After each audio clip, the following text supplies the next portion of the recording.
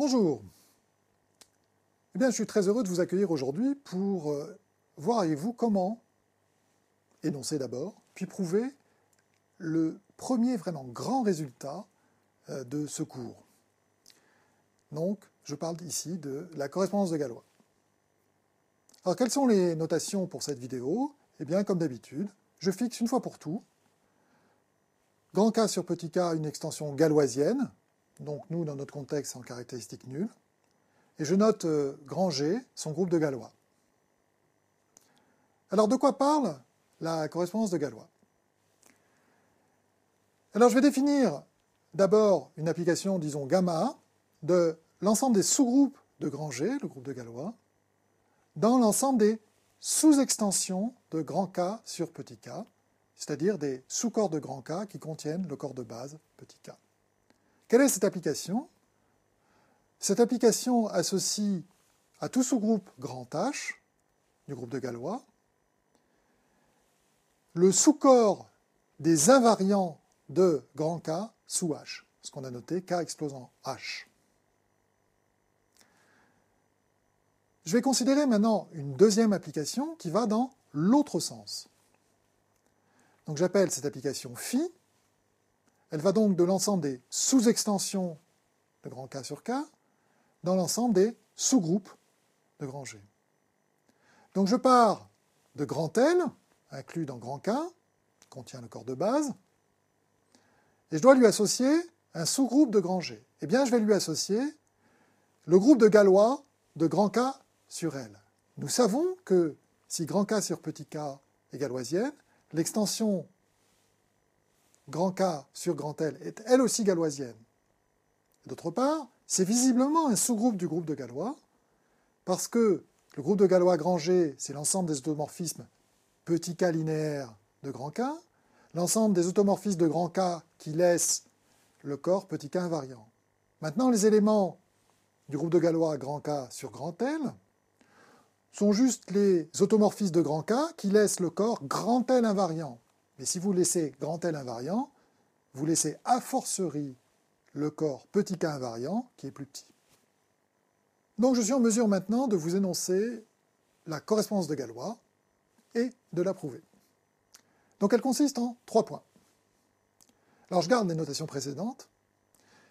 J'affirme que nos applications gamma et phi sont des bijections strictement décroissantes qui sont inverses l'une de l'autre. On a donc identifié, grâce à gamma et phi, le monde des sous-groupes du groupe de Galois et le monde des sous-extensions de grand K sur petit k. Deuxième point qui précise la nature de ces applications. Je me donne petit g un élément de grand G et une sous-extension grand L de grand K. Eh bien, j'affirme qu'on a des identités de sous-groupes de Galois, phi de G de L, qui par définition est le groupe de Galois de grand K sur G de L. Eh bien, je dis que phi de G de L, c'est le conjugué de phi de L par G, c'est G phi de L, G-1. Troisième point, on sait que l'extension grand K sur L est galoisienne, mais on sait aussi qu'il arrive que l'extension grand L sur petit k ne le soit pas. Eh bien, la correspondance de Galois vous dit exactement quand c'est le cas. J'affirme que l'extension grand L sur petit k est galoisienne, si et seulement si le groupe de Galois de grand K sur L est distingué dans le groupe de Galois grand K sur petit k. Dans ce cas, on a un morphisme naturel simplement de restriction du groupe de Galois de grand K sur petit k dans le groupe de Galois de grand L sur petit k, et il s'identifie, dans un sens à préciser, à la projection canonique, surjection canonique, du groupe de Galois de grand K sur petit k, dans le quotient de ce groupe de Galois par le groupe de Galois de l'extension grand K sur grand L. Alors voyons comment on prouve ça, ce qui, grâce à tout le travail qu'on a fait, n'est pas très compliqué, bizarrement.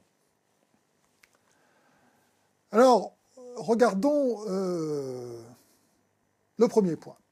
Alors les décroissances, au moins au sens large, au sens de l'inclusion, sont laissées en exercice. Je vais vérifier simplement que gamma et phi sont inverses l'une de l'autre. Ça donnera la stricte décroissance et ça donnera le premier point. Ben, pour ça, je vais calculer gamma rond phi et phi rond gamma et voir ce que ça donne. Alors, gamma de phi de L, ben, phi de L, c'est le groupe de Galois de K sur L, c'est donc gamma de Gal de K sur L, et par définition, c'est les invariants de K sous le groupe de Galois K sur L. Mais ça, on sait calculer les invariants sous Galois d'une extension galoisienne, on sait que c'est grand L.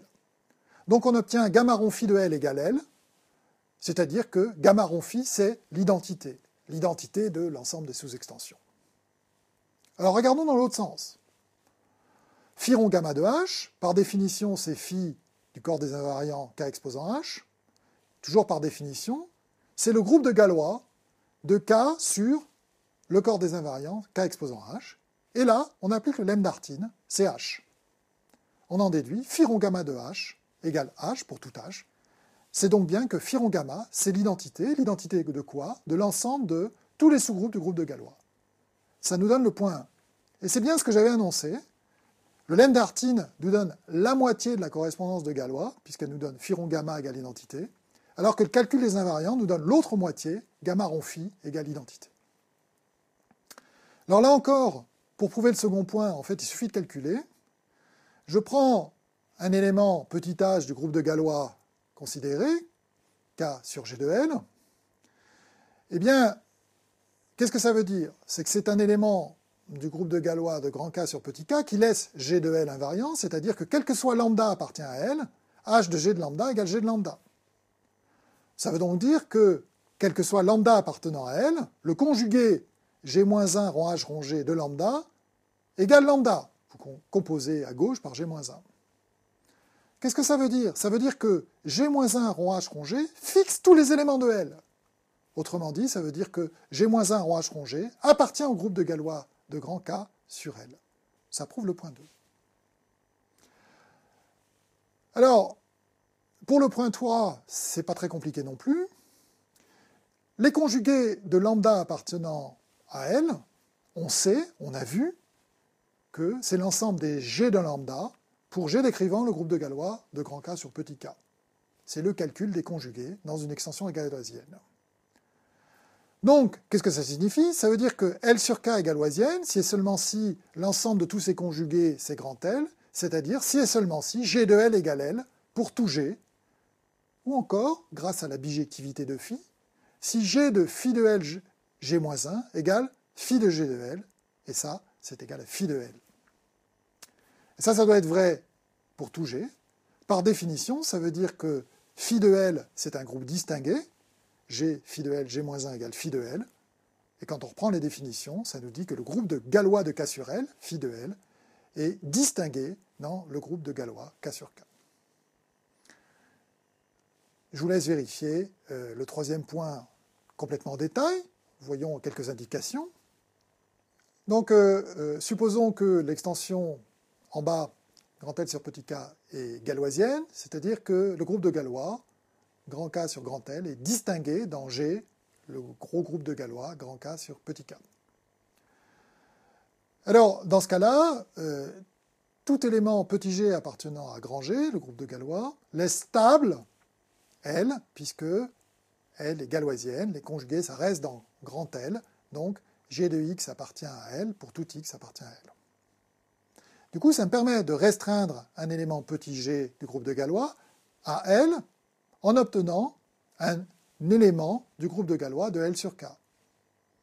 J'ai donc défini une application, simplement de restriction à grand L, qui va du groupe de Galois de grand K sur petit k vers le groupe de Galois de grand L sur petit k.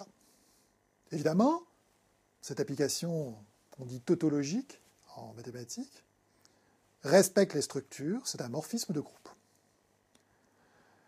Alors, premier point, j'affirme que ce morphisme de groupe est surjectif. Alors pourquoi? Ça, c'est une conséquence plus ou moins directe du théorème de prolongement des morphismes.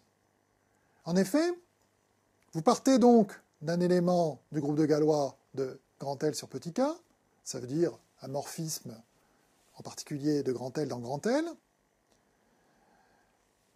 c'est un morphisme de grand L dans oméga, grand L est contenu dans oméga, et vous pouvez le prolonger à grand K, puisque grand K sur petit l est algébrique.